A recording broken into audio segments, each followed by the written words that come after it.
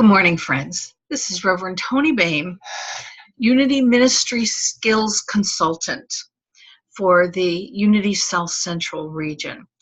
And it's my privilege to bring you skill sets that will enhance your team, enhance your board, enhance your ministry. And for all of you also to know that as part of the region, I am available. The region pays for all of my travel expenses to come to your ministry and to support you. And like this, we also can do Zoom classes together. So let me know, and at the end, I will give you my contact information. So today we're going to talk about spiritual emotional maturity. This is just one of my favorite subjects, spiritual emotional maturity.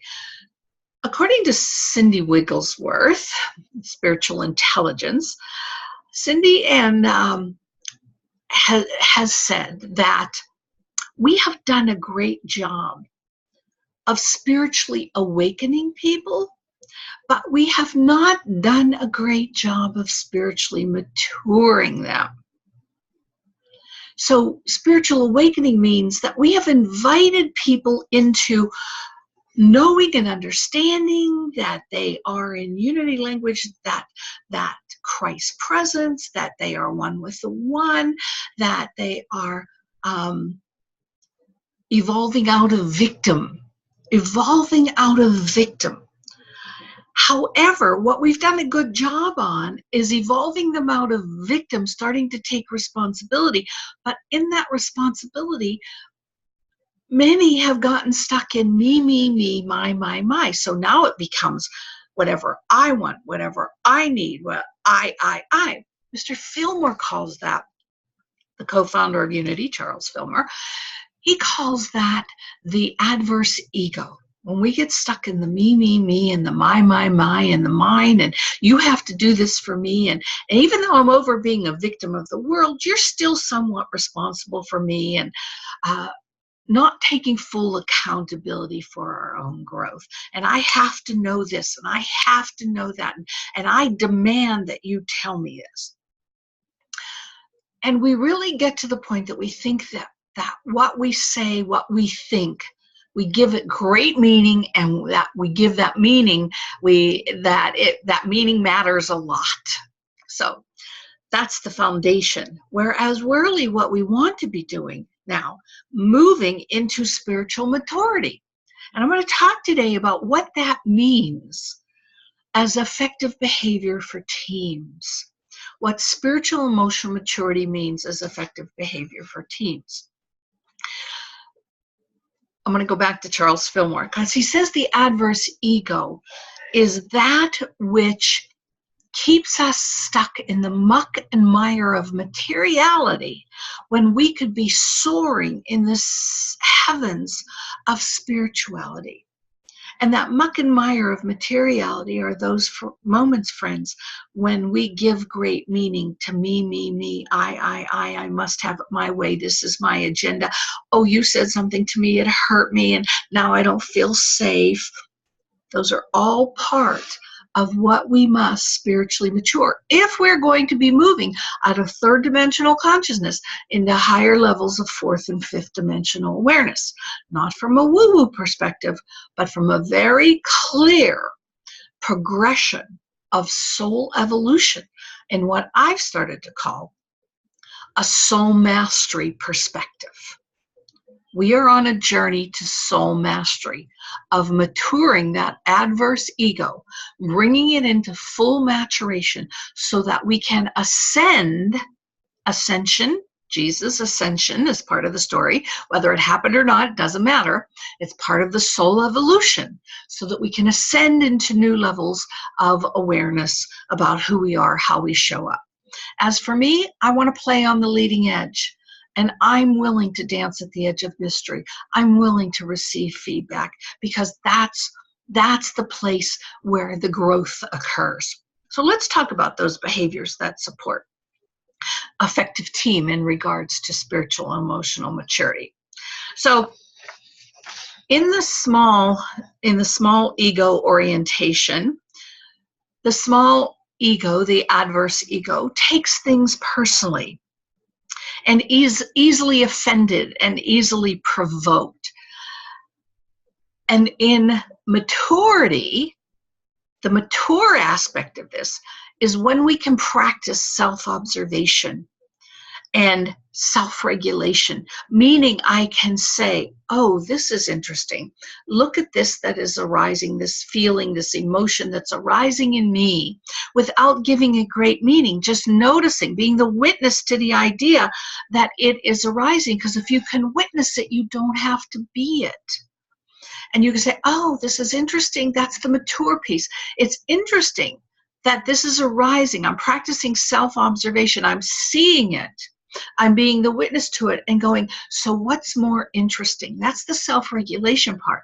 Opening that frontal cortex through a question that is so powerful. What's more interesting here? What's more interesting than getting upset? What's more interesting as I look at what does this mean to me for my spiritual growth? So that's that first part of behaviors that affect teams. The second one in spiritual emotional maturity is the idea of being what I like to call conscious neutrality, the presence of all is well, a non-anxious presence in the midst of whatever is happening. Even a very tough board meeting where lots of energies are arising. I like to just think about those moments where energies are arising as an energetic puzzle that has popped a piece. And it's only popped a piece because it wants to change the picture. So that when we're willing to look at that from a spiritually emotional mature and be that space, that state of being of conscious neutrality, then again, we're not taking things personally. We're not reacting to the situation. We have the capacity to respond from the higher level of source energy that we are. So this idea of practicing self-observation, practicing self-regulation, being conscious neutrality, that non-anxious presence. The next spiritual emotional behavior that supports teams is when we stand as resilience and flexibility. When we go into meetings and we're firm and we think we know, oh, I know that I know and I'm not getting off of this. There's no negotiation there. There's no flexibility. There's no resilience. And resilience and flexibility become the cornerstone of spiritual maturity. Because in spiritual maturity, you must learn to dance at the edge of mystery, to dance in the midst of the unknown and allow the questions to arise. And in allowing questions to arise, answers will arise, but we don't stop at the answers. We allow the answers to call forth the next question. So that idea of resiliency and flexibility. In spiritual emotional maturity, we learn to communicate at a different level and from almost a different perspective. We communicate with authenticity, the courage to speak our truth, to really not play small or meek, but to speak with authenticity and with strength and with the capacity to know that we are being heard. With spiritual emotional maturity, we are willing to be collaborative. We move out of the small ego of my way or the highway into a consciousness of I want to be a collaborative space in the universe for regardless of what is happening. I want to seek input from others around decisions. I just don't want to be the only decision maker because I believe that it's my way or the highway, or even that I know best for you. That's all the adverse ego. In spiritual emotional maturity, we live from a perspective of wanting clarity and yet being able to focus and be intentional. We want to be clear in our thoughts and be able to focus and be intentional so that we can make the best decisions. In this, we're willing to be risk takers, and we're willing then to make decisions not knowing 100% what might come out of this, but having looked at what might be the unintended consequences and moving on anyways. That's spiritual emotional maturity versus being defensive and fearful because, oh, I just don't have enough information. Well, guess what? We might never have enough information because there's so much information coming down the pike. The next is willing to be self-motivated. I don't need you to motivate me because I am self-motivated because I know I'm enough. In small adverse ego, we don't know we're enough. So we're always looking outside ourselves for something to motivate us. But when we know that we are enough, we can be self-motivated. We can take those actions that move us to the next level. And as I mentioned before, we're also risk takers, and we're not afraid to take risks. You know, in business, and this is how, when I was in the business arena and working and a director in many places and vice president in others, I knew the people that reported to me were going to make mistakes. How did I know that? Because I made mistakes. And I had a great boss in one place who was always, when a mistake was made, would just say, use it to learn and move on. Use it to learn and move on. Use it to learn and move on. And that's what we have to do. Use it to learn and move on.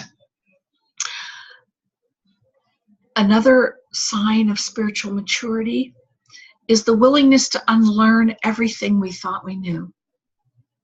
In spiritual maturity, we're willing to know that we don't know rather than wanting to know that we do know. Now, you might have to chew on that for a moment. Willing to know that we don't know. And that's been one of my saving graces as a consultant, is I come in knowing I don't know. I have a lot of information. I don't know what's going to happen in the midst of this room. I don't know what's going to happen in the midst of this collaborative effort of all of these consciousnesses coming together. But here's what I do know. There's a wisdom in the room, and I trust it. There's a wisdom in the room, and I trust it. And in that, you learn to understand the we versus the I. Whether it's me coming as a consultant, whether it's you all sitting as a table, that we're there as the we, the collective we of the ministry, not as the ones who have all the answers. When we're in spiritual emotional maturity, we are positive and solution oriented. Positive and solution oriented. We put that negative orientation and fear on the back burner and move forward.